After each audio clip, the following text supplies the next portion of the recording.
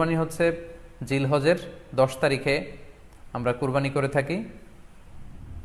আর আকিকা হচ্ছে বাচ্চা যেদিন জন্মগ্রহণ করবে, সন্তান ভূমিষ্ঠ হওয়ার 7 দিন পরে। তাহলে ভিন্ন দুইটা আবাদত, দুই সময়ের আবাদত। নাম্বার 2, আকিকার ক্ষেত্রে আল্লাহ রাসূল সাল্লাল্লাহু আলাইহি ওয়াসাল্লাম বলেছে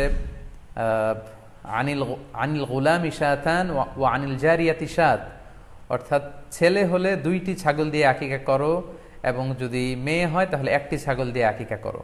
তো সেক্ষেত্রে কুরবানিতে কিন্তু এরকম বিধান নেই।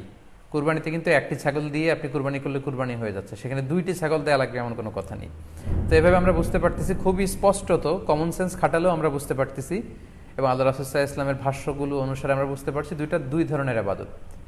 যদিও এই দুই আবাদতে কিছুটা মিল আছে, কিন্তু দুইটা দুই সময়ের আবাদত, দুইটা আলাদা, দুটি উপলক্ষ, দুইটার আলাদা নির্ধারিত সময় রয়েছে।